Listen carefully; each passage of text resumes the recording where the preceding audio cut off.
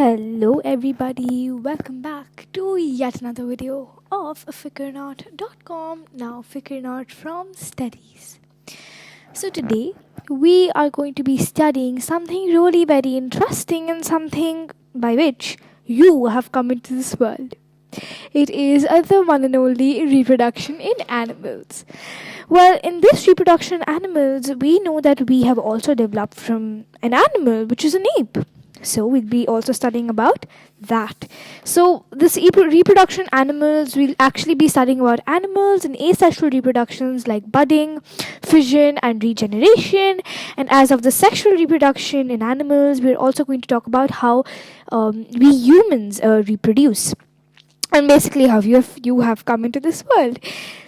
So before we even start this chapter, what do you know about reproduction? In your previous classes, right? You must have learned that reproduction is the process of producing young ones of your own kind or of their own kind. Almost like if there's a planaria, which I think most of you know is a lower class animal, right? If there's a planaria will be most likely or will reproduce a planaria itself. It won't reproduce a hydra, it won't reproduce an amoeba, it won't reproduce a human, right? So, similarly, reproduction is the process of producing young ones of their own kind. It helps the continuation of a species. So, different living organisms reproduce in different ways. I think you all know that, right? And there are two modes of reproduction in animals, asexual and sexual. But as of humans, it's only one, that's sexual reproduction. A human is not capable of reproducing on its own. So, first let's start off with asexual reproduction, which animals produce asexually by fission, budding and regeneration. So in fission is a process in which what happens is, let's take an example of an amoeba. Okay, so amoeba is one of the, you can say, animals or just lower class animal, right, that reproduces by fission. So what happens in fission is, or you can say binary fission, because there are two types of fissions, right? There is a binary fission and there is a multiple fission. So in binary fission, the parent organism splits to form two new daughter cells. So fission means splitting or breaking. It is common in unicellular organisms because, as I said, animals, if I take out the lower class animals, normal animals also can only reproduce sexually, not asexually, and that's related to us humans as well. So you can say in lower class animals that are there like amoeba, hydra, all of them reproduce asexually, and fission means splitting or breaking. So as I said, there are two types, right? Binary and multiple. So in binary fission, mainly the parent organism splits into two new daughter amoeba cells. So examples are amoeba, parmesium and euglena. So the amoeba grows to its maximum size. Okay, so let's say over here, as you can see this image, right here. So amoeba, it grows to its maximum size, and then the nucleus elongates, right over here. As you can see, the nucleus is elongated. And this nucleus, it divides into two parts. After this, the cytoplasm also divides. So this nucleus is divided into two parts, and then this is the cytoplasm, right? This pink part that you see over here, this is the cytoplasm, because this is the cytoplasm and this dot over here is the nucleus.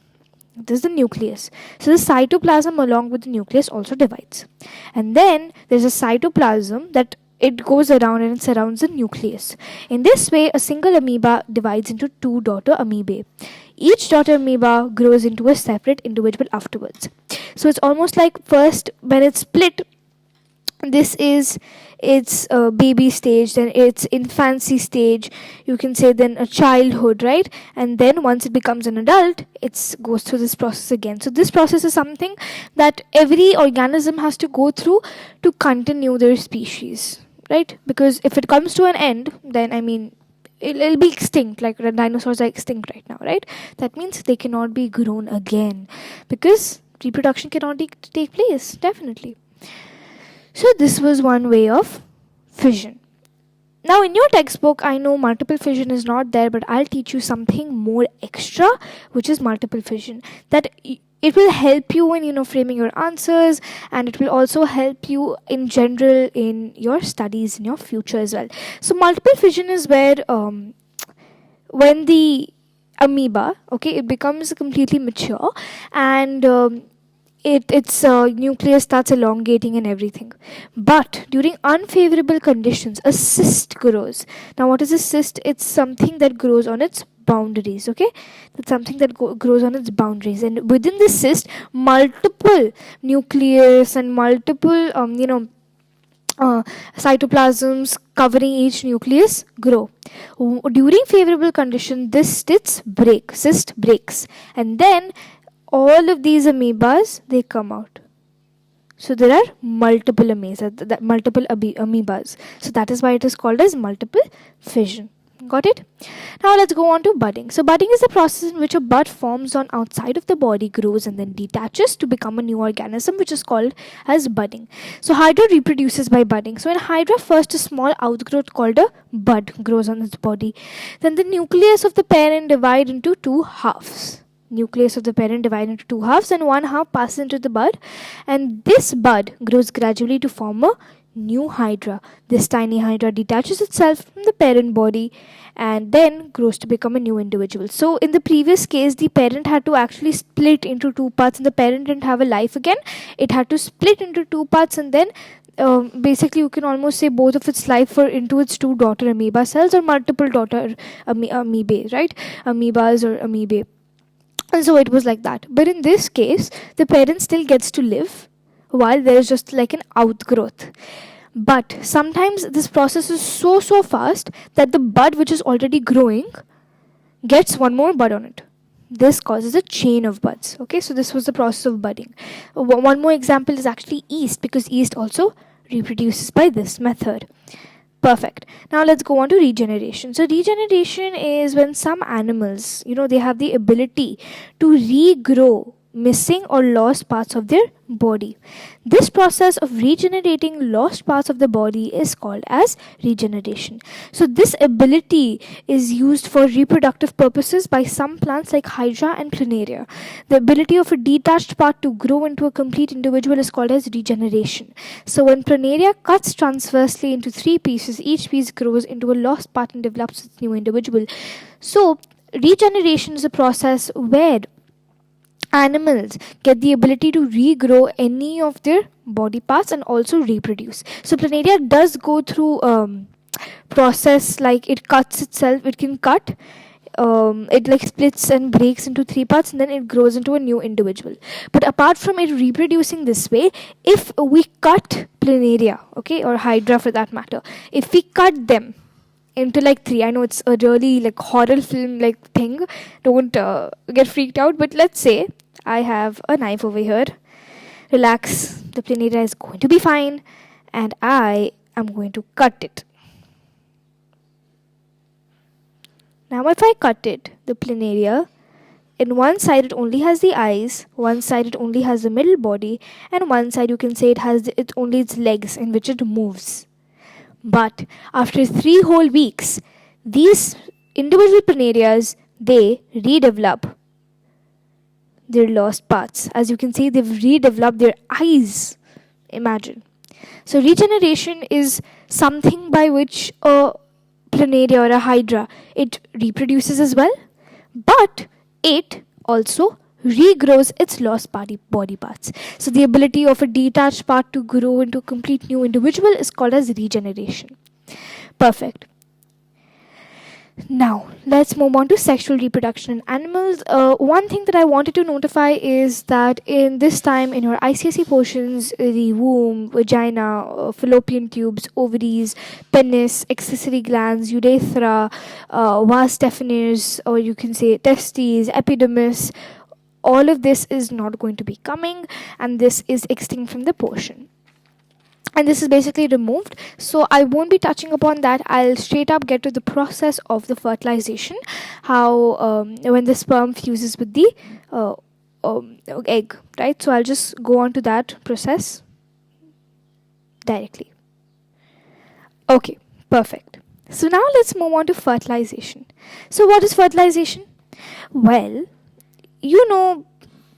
sperms after puberty, right? Sperms are, you can say, the reproductive part of a male. After puberty, male, they basically release sperms, right? While female, what do? Um, they have eggs, or you can say ovum. So sperms that are there, okay, that are deposited into the vagina of a female through the penis during the sexual intercourse. Okay, so what happens is sperms of a males have sperms, right? So they are there and they get deposited into the vagina of a female. So it's almost like sperms from here, they look like, little animals only. So sperms from here, they go into the vagina of a female and they go and they fuse with the egg. But how does this happen? It goes through the penis. Now penis, since we missed that part because it's not there in our portion, let me just tell you what the penis is. So the penis is a part of or you could say it's a long and thick muscular organ. It passes urine and also injects sperms into the vagina of the female during intercourse. So penis is almost like that long a muscular organ that transports the sperms from here to here, right? So that is how it does it. Okay, so it's a long muscular organ. And the sperms move with the help of their tails, because as you can see, sperms are something like this. So this is their tail and it moves like this, and they reach the fallopian tube through the uterus, because first it enters the uterus of the female and then it reaches the fallopian tube. Now when it reaches the fallopian tube, millions of sperms are released into the vagina, but only a few of them reach the ovum. The rest of the sperms die on their way. The rest of the sperms, even though they die on their way, only one sperm fuses with the egg, and the tail of the sperm is left behind, and only the head part containing the nucleus contains the egg. That means if this is your egg, it fuses with the egg over here, and the tail is just left out. What happens? The tail is just left out, and this is called as fertilization. So to summarize, before that, let's do what we always do. We are going to cut off whatever we read and we're going to see and read everything from our mind, right? I'll catch you back in 2 minutes. Okay, I removed most of them and welcome back. Now let's revise whatever we read. I too won't look at my textbook or my screen and you too don't, okay? So let's do this. First, what happens is the sperms reaches the vagina through the penis, which is a long muscular organ that also releases urine and connects the sperms to the vagina. Then once it reaches the vagina, millions of sperms are there and it goes to the fallopian tube. So the sperms that are there, they move through their tails, right? So they reach the fallopian tube. Millions of sperms are released into the vagina, but only a few make it to the you can say ovum, right? Only a few make it to the ovum. Why? Because the rest die in their way. But even though among these few also, only one fuses with the egg. Only the head fuses with the egg while the tail is outside. Why? Because the head, which is containing the nucleus, penetrates into the egg. And the head part, so basically the tail of the sperm is left behind and only the head part containing the nucleus penetrates with the egg, and this whole process is known as fertilization. Come on, let's read it one more time and let's see if we're right. Sperms are deposited into the vagina of a female through the penis. Yes, we are right. So well done. I hope you weren't cheating and so wasn't I. Okay, so this whole process is known as fertilization. So but it results in the formation of a zygote. As you can see over here, this is the ovum. So 3 to 4 sperms have reached the ovum. As you can see over here, right? 3 to 4 sperms have reached the ovum, but only one finally goes inside and its head is still outside. Okay, and this forms a zygote. So all of this forms a zygote, and the fusion of a sperm and egg to form a zygote is called as fertilization. So if they ask you what is fertilization, just write the fusion of the sperm and the egg to form a zygote is called as fertilization. But the process of fertilization is what we just read. So implantation, development of embryo is something that we're going to look up to next. So the zygote divides rapidly and repeatedly to form many balls called an embryo. So when the zygote completely again, it repeats itself, and then it forms a ball of many cells called an embryo. By this time it reaches the uterus, final uterus, where the mother's womb, right? So it sinks into the soft and thick wall of the uterus and gets fixed. The fixing of the embryo in the wall of the uterus for further development is called as implantation. This stage is called as pregnancy. So this stage is where a woman gets to know, I am pregnant. Apart from this, you must have seen in movies, right? A lot of actresses and actors, if they're pregnant, actresses only, if they're pregnant, they get really happy, and you can see, they have symptoms like vomiting and everything. So these are some symptoms of pregnancy. But the embryo in the wall of the uterus for further development is called as implantation. Okay, so once again, the zygote that is there, it again repeats itself and rapidly divides and repeatedly form a balls of many cells called the embryo. This embryo reaches the uterus and sinks into the thick soft lining of the uterus. So the fixing of the embryo in the wall of the uterus for further development is called as implantation. So this stage is called as pregnancy, and the cells then begin to form groups that develop into different tissues, organs, and organ systems of the body. This process is called as differentiation. So the embryo that is attached to the uterus is by the placenta. So placenta is something by which the embryo that is there is attached to the uterus. Okay, it provides nutrition to the growing embryo. The embryo is surrounded by a sac-like membrane filled with a fluid. This fluid acts like a cushion and protects the growing embryo. The embryo continues to grow and develop into the uterus. It gradually develops body parts such as hands, legs, heads, ears, and eyes. This stage of the embryo, in which all the body parts can be identified, is called as the fetus. So the period from fertilization of the egg till the period of the baby is called as gestation period. In humans, it's about 280 days to 9 months, because right, pregnancy lasts for 9 months. So in summary, implantation is the fixation of the embryo in the soft, thick lining of the uterus for further development. Okay, then we have placenta. It is the you can say the embryos are attached to the uterus by the placenta. It provides food and nutrition to the growing embryo. Then the cells that are there, they begin to form tissues. Then the tissues begin to form organs begin to form organ systems. This is known as differentiation. And the stage of the embryo in which all the body parts can be distinguished is known as the fetus. And again, last but definitely not the least, the period from the fertilization of the egg until the growth of the baby or the birth of the baby is called as the gestation period. It's about 9 months to 180 days. So when the fetus is completely and fully developed, the muscles of the uterus contract to push the baby out of the womb, and the mother gives birth to the baby. So the growth of a baby, right? The growth is a natural process. It includes the following stages in the life of a human: infancy, however you pronounce it, childhood, adolescence, and adulthood, of course. So infancy is the age, this stage is from birth of a child to about 2 years. Growth occurs rapidly in this phase. Childhood, this stage is about 3 to 11 years. Various physical changes occur in the body. And adolescence is this stage is between 11 to 19 years. Puberty occurs during this stage, and the age at which the reproduction of reproductive cells start in a boy or girl is known as puberty.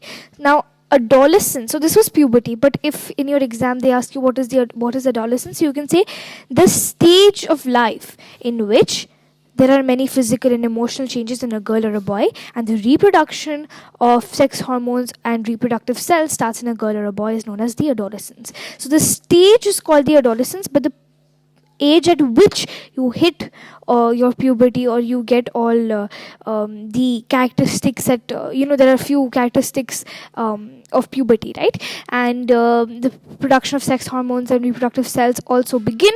That age is known as puberty, but adolescence is a whole stage, and the human body undergoes several changes during this phase.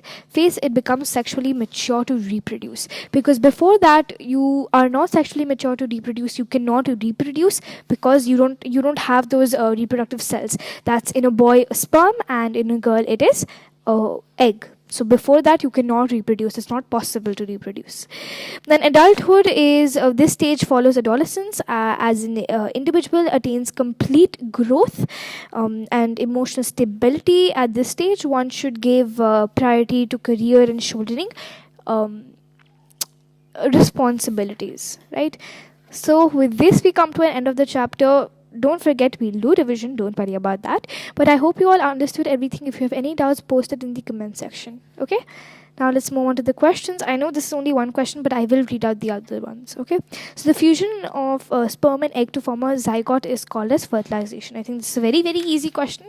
The process of the formation of groups of cells that develop into different tissues, organs and organ systems of the body is called as differentiation, right?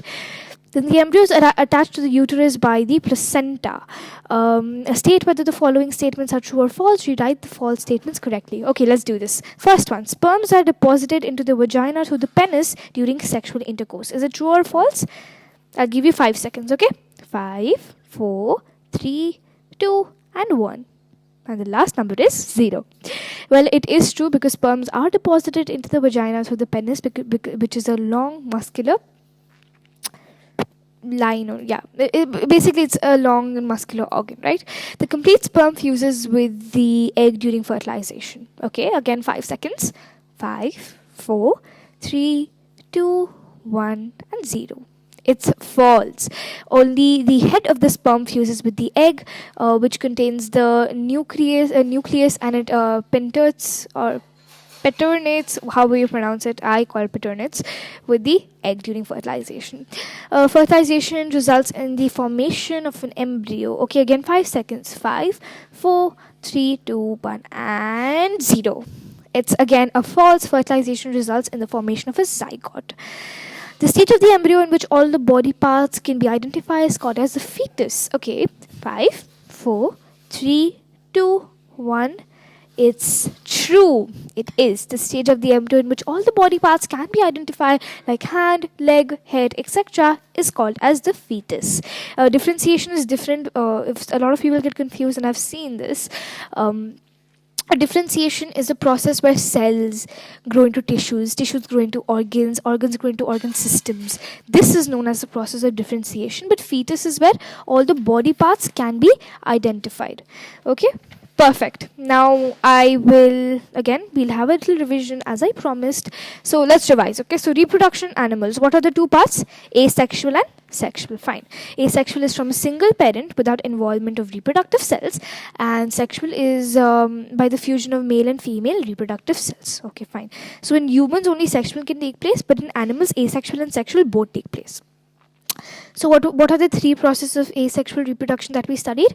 Binary fission first. Multiple fission I added extra, but in your book it's only binary fission, right?